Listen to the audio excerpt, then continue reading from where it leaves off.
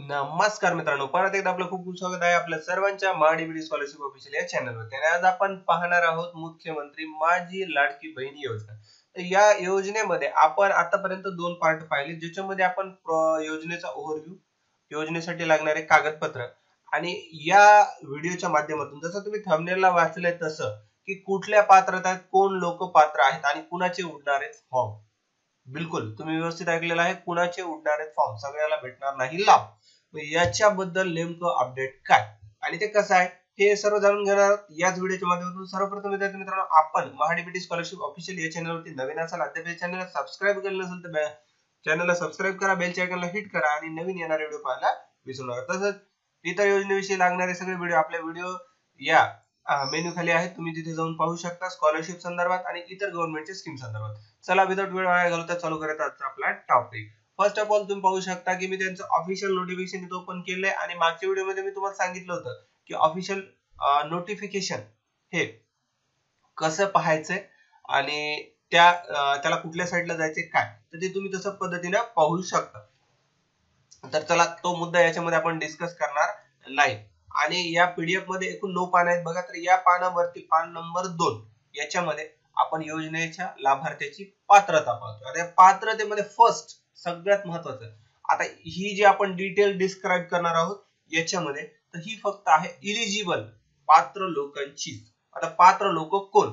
Okay, first मुद्दा पहा इथं, लाभार्थी महिला महाराष्ट्र राज्याचे रहिवासी असणे आवश्यक आहे. तुम्ही म्हणताल सर हे तर सगळेच असतात, बरोबर आहे. आता याच्यामध्ये पहा की जो व्यक्ती अर्जदार आहे तो महाराष्ट्राचा रहिवासी पाहिजे, म्हणजे त्याचं डोमेसाइल असणं गरजेचं आहे. सेकंड, आता सेकंड मध्ये पहा राजपत्रित राज्यातील विवाहित, एक मिनिट,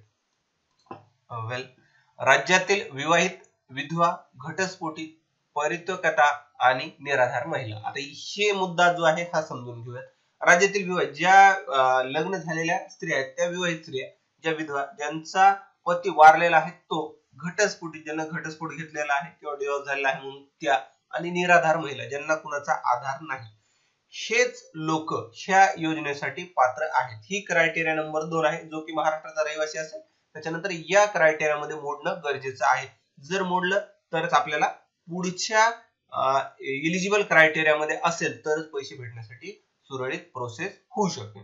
थर्ड नंबर आहे किमान वयाची अट किती आहे? 21 वर्ष पूर्ण, कमाल 60 वर्ष पूर्ण होईपर्यंत. म्हणजे मिनिमम जो एज क्रायटेरिया, आता बऱ्याच जणांना वाटतं की मुलींसाठी म्हणल्याच्या नंतर पहिली दुसरी तिसरी पासून सगळ्या मुलींना हा लाभ भेटेल, नाही. तर इथं सांगितलंय मिनिमम एज क्रायटेरिया 21 वर्ष आणि जास्तीत जास्त 60 वर्ष. 60 वर्षाच्या पुढे असणाऱ्या स्त्रियांचं, महिलांचं त्यांना हा लाभ मिळणार नाही.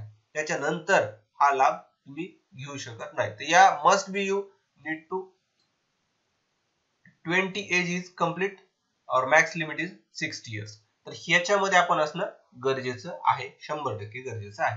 आता नंतर पहा 4 नंबरचा, सदर योजनेअंतर्गत लाभ घेण्यासाठी अर्ज करणाऱ्या लाभार्थ्याचे बँक खाते असणे आवश्यक आहे. तर सगळ्यांसाठी क्लिअरच आहे, बँक खाते नसेल तर पैसे येणार कशात? ठीक आहे, म्हणजे प्रत्येकाकडे अकाउंट असतात आणि ज्यांच्याकडे नाही त्यांना मी रिक्वेस्ट करतो की तुम्ही तुमचं जवळच्या बँकेत जाऊन तात्काळ खातं उघडून घ्या. आणि इथं फक्त खातं उघडा सांगितलं. मी तुम्हाला एक प्लस पॉइंट सांगेल तुमचे लवकर पैसे येण्यासाठी, की तुम्ही तुमचं आधार कार्ड बँकेशी लिंक करून घ्या, पॅन कार्ड सुद्धा त्याच्याशी लिंक करा. आधार पॅनची डिटेल्स तुमच्या अकाउंटला लिंक असणं गरजेचं आहे. तुम्ही म्हणताल आधार पॅन शिवाय अकाउंट उघडत नाही, बरोबर आहे तुमचं, पण ज्यांना जुने खाते उघडले होते तेव्हा ते मतदान कार्डवर खाते उघडले होते, त्याच्यामुळे बऱ्याच लोकांचे आणखी डिटेल्स अपडेट नाही. ज्यांचं आधार कार्ड अपडेट आहे त्यांचं पॅन कार्ड अपडेट नाही. तर त्याच्यामुळे आधार पॅन अपडेट आहे का बघा, मोबाईल नंबर लिंक आहे का बघा. मोबाईल लिंक असेल तर तुम्हाला पैसे आलेले कळतील, मेसेज येईल. आणि जर हे लिंक नसेल तर तुम्हाला पैसे येण्यासाठी अडचण येऊ शकते. त्याच्यामुळे तुम्ही तिन्ही गोष्टी लिंक असणं गरजेचं आहे. वेल, पहा, लाभार्थी कुटुंबाचे वार्षिक उत्पन्न रक्कम 2.5 लाखापेक्षा जास्त नसेल. आता हा मुद्दा समजून घ्या. आता तुम्ही म्हणाल माझं 2.5 लाखापेक्षा जास्त उत्पन्न नाही, पण यांना इथं जो शब्द लिहिला वर्डिंग समजून घ्या. लाभार्थी कुटुंबाचे, कुटुंबाचे म्हणजे फॅमिलीचे. जर तुमचा मुलगा असेल, तुमचे पती असतील, तुम्ही स्वतः असतील किंवा आणखी कोणी तुमच्या घरामध्ये जे काम करणारा व्यक्ती आहे, त्याचं आर्थिक सगळ्यांचं मिळून वार्षिक उत्पन्न किती पाहिजे? 2.5 लाखापेक्षा जास्त नसावे. नाहीतरी आपल्या महाराष्ट्रामध्ये सगळे त्याच्यापेक्षा कमीच काढतात, 40-50 हजार काढतात. पण वेल, तुम्हाला कन्सेप्ट क्लिअर करण्याचा माझा या व्हिडिओच्या माध्यमातून प्रयत्न असतो. तर पहा हे झाले कोण, इलिजिबल लोक. आता इलिजिबल म्हणजे जे पात्र आहेत ते, एवढ्याच लोकांना तुम्हाला हा लाभ मिळणार आहे. आता भेटणार कुणाला नाही ते पाहूया आणि का नाही ते पण पाहूया. आता थोडं स्क्रोल डाऊन करतो, म्हणजे इथं अपात्रतेसाठी त्यांना काही क्रायटेरिया दिलेले, आपण ते स्टेप बाय स्टेप पाहूया. आता पहा इथं आहे, ज्याच्या कुटुंबाचे एकत्रित वार्षिक उत्पन्न 2.5 लाखापेक्षा अधिक आहे. जो मुद्दा त्याच्यामध्ये सांगितलं कमी पाहिजे, याच्यामध्ये जास्त आहे. आता ज्याचं उत्पन्न 2.5 लाखापेक्षा जास्त आहे ती व्यक्ती, समजा ज्या व्यक्तीच्या नावानं भरायचं, ज्या लेडीच्या नावानं भरायचं, तिचं 50,000 उत्पन्न आहे, तिच्या नवऱ्याचं परत 2 लाख आहे, तिच्या मुलाचं आणखी काही आहे, असं सगळ्याचं मिळून जर 2.5 लाखापेक्षा जास्त असेल तर त्यांना हा लाभ भेटणार नाही. त्यांना अर्ज करू नये, कारण तुम्ही ऑलरेडीच एलिजिबल नाही. आणि दुसरी गोष्ट महत्वाची विद्यार्थी मित्रांनो आणि सगळ्या मित्रांनो, याच्यामध्ये पहा बरेच वेगवेगळ्या गव्हर्नमेंटच्या स्कीम साठी काही लोक काय करतात की बनावट डॉक्युमेंट बनवतात, फेक डॉक्युमेंट बनवतात. आणि यानं काय होतं, आता मागे पीएम किसान मध्ये चालू होतं, बऱ्याच लोकांनी नोकरीला असणारे लोक ह्या योजनेसाठी अप्लाय केलं आणि या योजनेसाठी अप्लाय केलं, पीएम किसानच्या त्याच्यातून पैसे घेतले, सगळं झालं. आणि त्यानंतर जेव्हा हे गव्हर्नमेंटच्या लक्षात आलं तेव्हा व्याजासकट ते पैसे परत भरावे लागले. तुम्ही म्हणाल पीएम किसान मध्ये कुठे घुसले, तर मुद्दा इथं असा आहे की तुम्ही जर बनावट डॉक्युमेंट बनवून जर ह्या योजनेचा लाभ घेतला तर व्याजासकट पैसे तुम्हाला परत भरावे लागतील, हे पण लक्षात असणं गरजेचं आहे. त्याच्यामुळे बनावट डॉक्युमेंट बनवू नका, हे सांगण्याचा उद्देश आहे. त्याच्यानंतर ज्याच्या कुटुंबातील सदस्य आयकरदाता आहे, म्हणजे काय, फॉर एक्झाम्पल एखाद्या व्यक्तीचा बिझनेस आहे आणि तो इन्कम टॅक्स रिटर्न भरतो किंवा जीएसटी भरतो किंवा टॅक्स रिटर्न भरतो, टीडीएस भरतो. आता वेगवेगळे टॅक्सचे प्रकार आहेत, आपला तो मुद्दा नाही, आपला कन्सर्न एवढाच आहे, आयकरदाता, इन्कम टॅक्स रिटर्न वाला. तर ते जर असेल तर तुम्ही या योजनेसाठी एलिजिबल नाहीत, ही तुमची अपात्रता आहे, याच्यामध्ये तुम्ही बसू शकत नाही. आता थर्ड पहा, याच्यामध्ये ज्याच्या कुटुंबातील सदस्य नियमित, कायम कर्मचारी, कंत्राटी कर्मचारी म्हणून सरकार विभाग, उपक्रम, मंडळ, भारत सरकार किंवा राज्य सरकारच्या स्थानिक संस्थेमध्ये कार्यरत आहेत आणि किंवा सेवानिवृत्तीनंतर निवृत्ती वेतन घेत आहेत, परंतु बाह्य यंत्रणाद्वारे कार्यरत असलेले तथा स्वयंसेवक, कामगार आणि कर्मचारी अपात्र ठरणार नाही. आता बघा याच्यामध्ये दोन मुद्दे दिले, आपण वाचायला एक ओळीमध्ये पटकन वाचतो पण समजून घेण्यासाठी महत्वाचं असतं. आता पहा, त्यांनी सांगितलंय की फॉर एक्झाम्पल एखादं तहसील कार्यालय, एखादं जिल्हा परिषद कार्यालय, एखादं शाळेचं कार्यालय आहे किंवा शाळा आहे, जे गव्हर्नमेंट बॉडीज मध्ये मोडतात, किंवा एखादी नगरपालिका आहे, जे गव्हर्नमेंट बॉडी मध्ये निवडतात, त्याच्यामधले नियमित म्हणजे जे परमनंट आहेत ते तर भरू शकत नाही, क्लिअर कट, जे गव्हर्नमेंट नोकरीला आहेत ते भरू शकत नाही. त्यानंतर आहे कंत्राटी. कंत्राटी म्हणजे काय की बुवा त्यांचं टाईप आहे 2 वर्षाचं, 4 वर्षाचं, 10 वर्षाचं, ते लोक याच्यामध्ये येऊ शकत नाहीत, लाभ घेऊ शकत नाहीत. आता गव्हर्नमेंट ऑफ महाराष्ट्र झालं, राज्य सरकार, स्टेट गव्हर्नमेंट ऑफ महाराष्ट्र, ते पण भरू शकत नाही. त्यानंतर स्थानिक संस्था, आता ज्या वेगवेगळ्या स्थानिक संस्था आहेत त्यांचे सुद्धा लोक भरू शकत नाहीत, किंवा ज्यांना होते आणि आज निवृत्ती वेतन घेतात, फॉर एक्झाम्पल एखादं आर्मी मध्ये होता, एखादा पोलीस मध्ये होता, किंवा एखादा आणखी जिल्हा परिषद मध्ये घ्या, किंवा वेगवेगळ्या डिपार्टमेंट मध्ये असणारे माणसं जी निवृत्ती झाली किंवा जी रिटायरमेंट झाली आणि त्याचं पेन्शन उचलतात, निवृत्ती वेतन म्हणजे पेन्शन, तर ते या योजनेचा लाभ घेऊ शकत नाही. त्यानंतर नेक्स्ट आहे, परंतु बाह्य यंत्रणाद्वारे कार्यरत असलेले तथा स्वयंसेवकी, कामगार आणि कर्मचारी अपात्र ठरणार नाहीत. आता हा मुद्दा एवढा आहे, हा वेगळा आहे, समजून घेऊया. फॉर एक्झाम्पल मी एक तहसील मध्ये किंवा एखाद्या काय म्हणू गव्हर्नमेंट कार्यालयामध्ये काम करतो. आता काम कसं करतो, मी एक कॉन्ट्रॅक्ट आहे, इथे सांगितले कॉन्ट्रॅक्ट वाल्यांना सुद्धा मिळणार नाही, पण आता यांना सांगितलं बाह्य यंत्रणेद्वारे. बाह्य यंत्रणेद्वारे म्हणजे काय की मी एखाद्या डिपार्टमेंट मध्ये काम करतो आणि ते डिपार्टमेंट डायरेक्ट मी कंत्राटी त्याच्यात न लागता एखादी संस्था आहे त्या संस्थे थ्रू मी त्याच्यामध्ये लागलेलो आहे, तर हे झालं बाह्य यंत्रणेद्वारे. तर मग मी तेव्हा हा लाभ घेऊ शकतो, तेव्हा मी हा लाभ घेऊ शकतो. शब्द व्यवस्थित ऐकला तुम्ही, तेव्हा मी हा लाभ घेऊ शकतो, हे लक्षात ठेवा. त्यानंतर आहे फोन.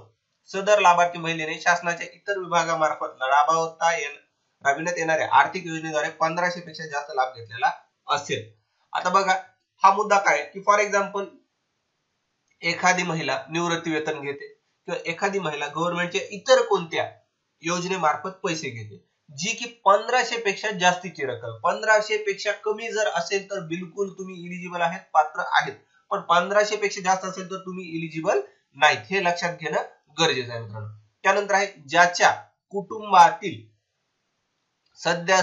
सदस्य विद्यमान किंवा माजी खासदार आमदार आहेत. आता हे तर 100% सगळ्यांना माहिती आहे. खासदार आमदार जे आहेत त्यांच्याशी रिलेटेड त्यांची जी फॅमिली आहे त्याच्यातील कुठलेही लोक हा लाभ घेऊ शकत नाहीत. करेक्ट. त्यानंतर ज्याच्या कुटुंबातील सदस्य भारत सरकार किंवा राज्य सरकारच्या बोर्ड, कॉर्पोरेशन, बोर्ड, उपक्रमाचे अध्यक्ष, उपाध्यक्ष, संचालक सदस्य आहेत ते. आता मी तुम्हाला वरी एका शब्दामध्ये डेफिनेशन सांगितली होती, गव्हर्नमेंट बॉडी मध्ये काम करणारा कुठलाही व्यक्ती घेऊ शकत नाही.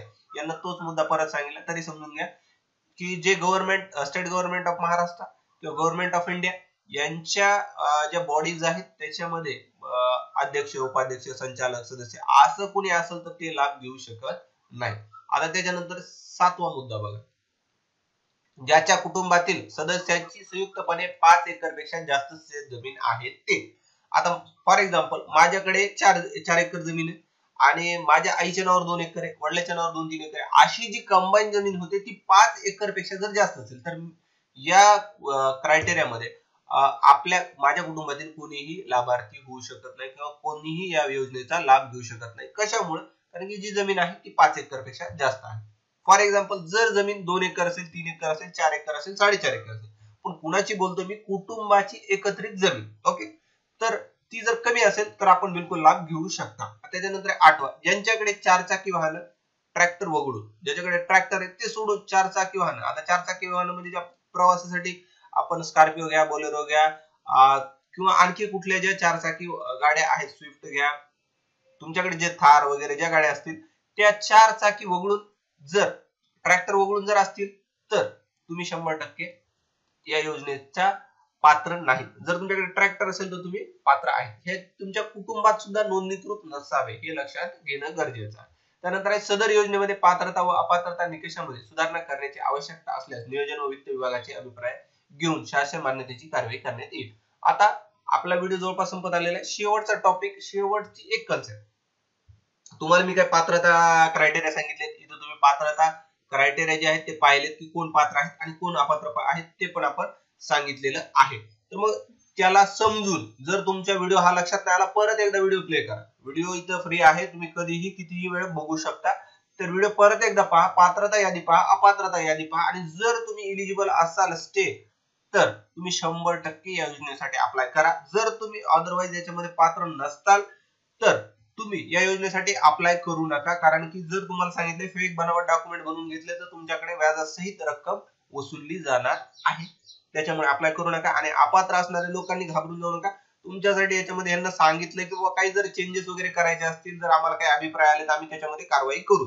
मग तुम्ही याच्याशी कनेक्टेड राहा, तुम्ही याच्या टच मध्ये राहा. तुम्हाला लवकरच त्याची माहिती अपडेट येऊ शकते काय असेल तर.